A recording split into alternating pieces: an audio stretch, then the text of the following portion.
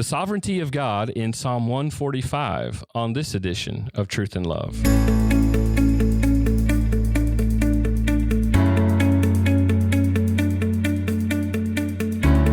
I'm Dale Johnson, and you're listening to Truth and Love, a podcast of the Association of Certified Biblical Counselors, where we seek to provide biblical solutions to the problems that people face. And this week on the podcast, I am grateful to have with us Mrs. Susan Heck. She's been a certified member for quite some time. Many of you are probably very familiar with her material. She's written lots of books. She's an author of one specifically that is Speaking the Truth in Love in a Post-Truth World that was published by Focus Publishing. She's written lots of Bible studies for women. She's a constant speaker at different women's events. And you can find out a lot about her on her website, withthemaster.org. Susan, you've been around for a long time. We've only met recently, but I'm so grateful to hear of your ministry and the way that you've impacted not just ACBC, but God's church in so many different places. So thank you so much for being here. Well, thanks for having me, Dale. It's an honor. Well, it's always good when we nail down and look deeply at passages of Scripture. And this topic, the sovereignty of God, when we can look directly in passages of Scripture and see the beauty and the grandeur of God. And oftentimes this subject comes up when trials are happening, when difficulty is happening, because it's in those types of trials that we as humanity, we question the sovereignty of God. And you're looking particularly at Psalm 145. And so I want to hear a little bit about that. Why are the Psalms, in your mind, very important in counseling, especially when counseling others who are walking through difficulty? Well, I think they're extremely important because as we counsel various types of people with different types of problems, and we know that David wrote most of the Psalms, and, you know, he goes through various difficulties in life. He has people that betray him. He has family that betrays him. His best friend betrays him. He goes through times where, you know, he's fearing for his life. And so the various types of trials that we see various different kinds of people go through, David seems to have the answers. He pours out his heart to the Lord. He tells the truth, what's really on his heart. He speaks in truth and sincerity. But then he always comes to the end. He always seems to say, but I will trust in you. I will trust in you. And so I think it gives us help and hope as we counsel people through the Psalms. They're so encouraging to see real men of God who really went through real difficulties of life, but they come out trusting God and their hope is in God.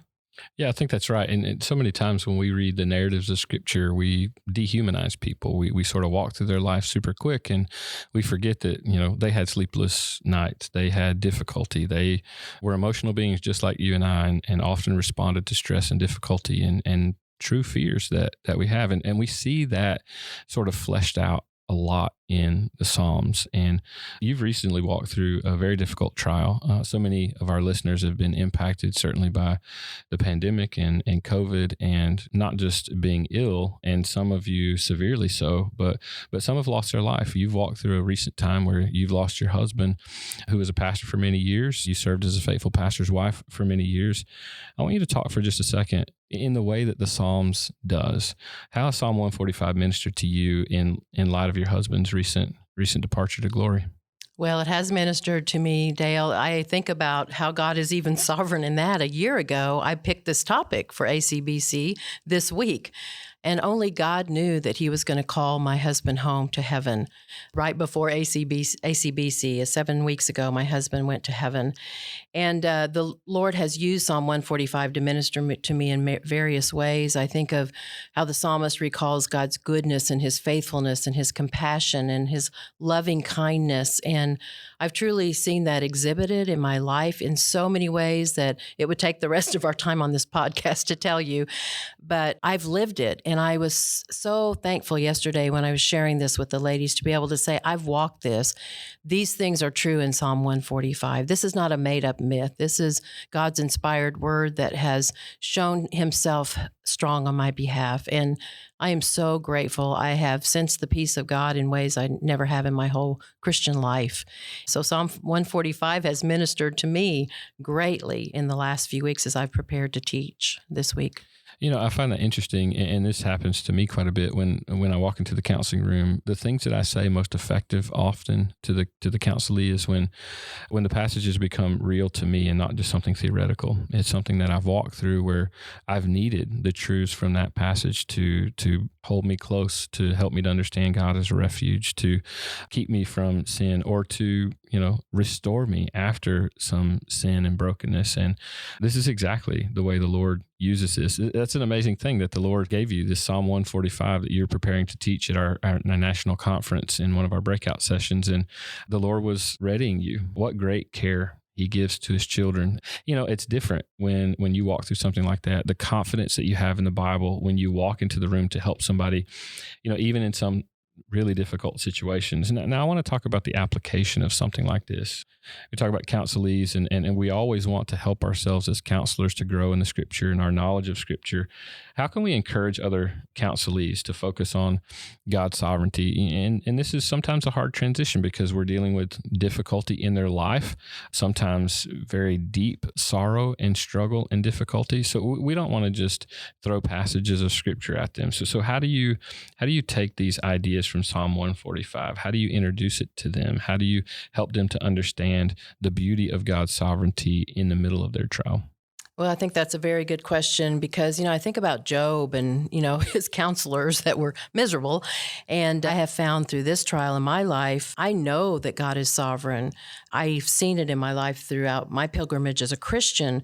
But I think in trying to get our counselees to focus on God's sovereignty, we almost have to help them in very simple steps, especially when going through a trial. For me, it was very interesting after the Lord took my husband. I looked at my speaking schedule and it was 11 speaking engagements back to back. And I thought, how kind of God, how sovereign of Him to give me something to do for Him and His glory. Now that He's taken my husband home, I have this work to do. I'm continuing to do the work that God's called me to do, that my husband wanted me to do. He supported me all these years, the 46 years we were married, to serve the Lord. He wanted me to use my spiritual gifts for the Lord's glory. And so I think sometimes just helping them see, now, how has God been faithful to you? What do you see that He's done in the past and the present that gives you confidence in the future that He is sovereign? He's ruling over your life. And so I think with some people, you don't just throw it in their face like, oh, well, God is sovereign. I remember one time coming home from a lady who had just died of cancer. I'd stayed with her for 2 weeks, and I told my husband, I really don't want to go into church tonight, but I will. And the first thing she said is, why are you crying? She's in heaven. And I thought, wow, that's a strange thing to say to someone's hurting. And so I don't think we can do it right then. But as we walk through them with the trial, we can point out how God has been sovereign, and He will continue to be sovereign, the ruler over their life, over every blessed event and every circumstance. Yeah, I know for me, when I hear about the sovereignty of God, particularly when trials are happening, there's a comfort. And there's a place at which we need to wrestle with that, because when difficulty happens, especially when we're talking about life and death issues, that foundation is shaken. We're humanity. We're dust. We are frail, and these things are difficult to walk through. Susan, even in what you just mentioned, you described a massive distinction between us as biblical counselors and secular counselors.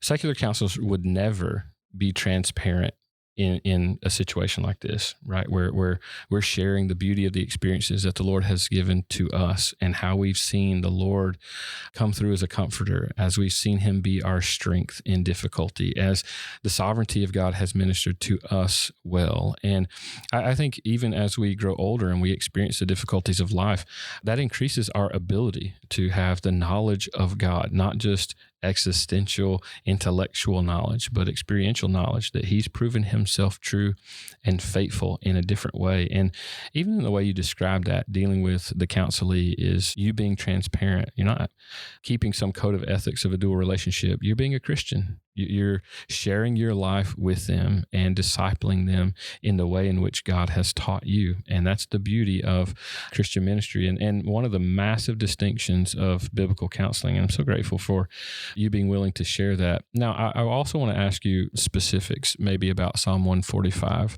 What are some key things that you would pull out that really have anchored your heart in moments of difficulty?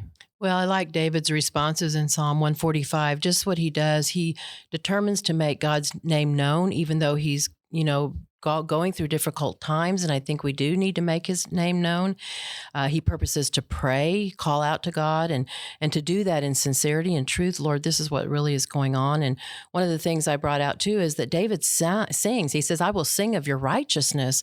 And so one of the things that has been a blessing to me in the last 7 weeks is to play music. And music is the window of your soul, and to recall good theological hymns and modern songs that are good and theological, not the trite music of our day, but that has ministered to my soul. And David really brings that out. I will sing of your righteousness. I will extol you. I will pray.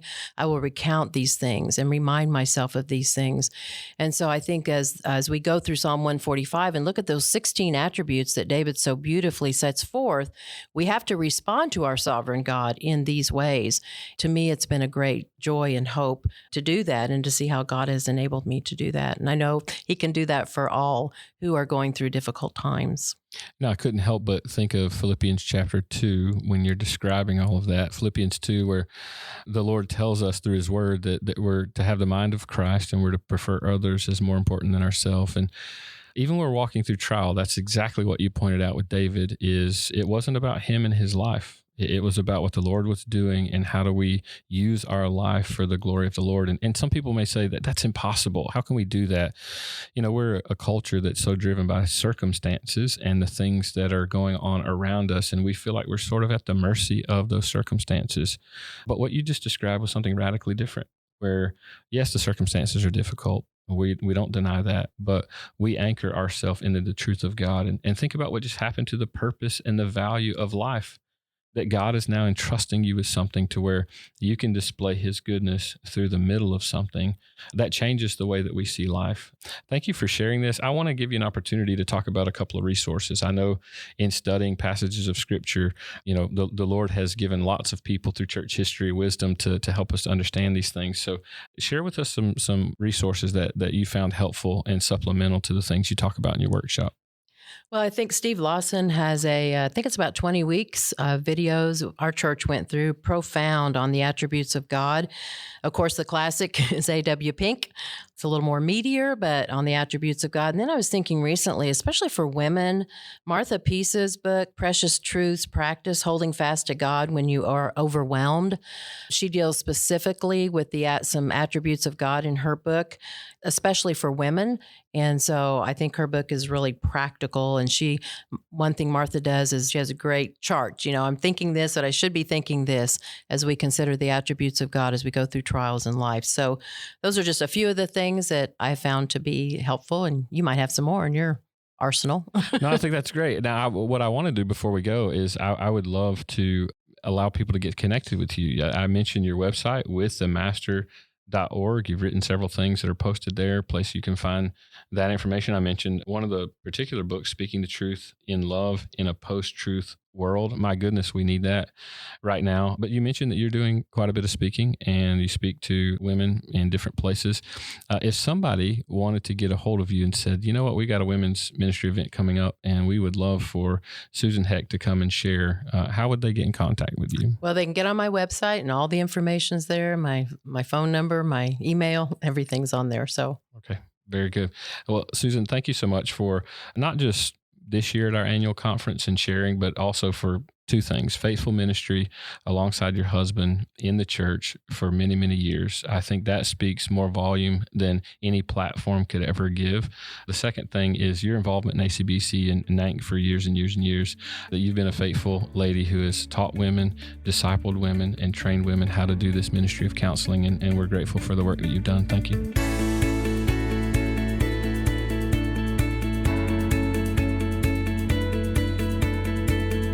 You're listening to Truth and Love, a podcast of ACBC. I'm so thankful for Susan and her consistent work to teach and to train ladies in biblical counseling. She has been a stalwart in many, many places teaching and training. I'm so grateful for her testimony of perseverance and endurance, even through losing her husband this past year. So continue to pray for her and her work there in Oklahoma. Now, I do have an exciting announcement to make, and something that is forthcoming here from ACBC. We are digging way back into the classics of biblical counseling. I don't know if any of you remember Dr. Richard Gans, who produced a book. He was a psychiatrist. He produced a book called Psychobabble. And that book has been recently out of print, which I have lamented. I use this book in my classes, and sometimes looking on Amazon, the supply is so low it can cost in upwards of $100.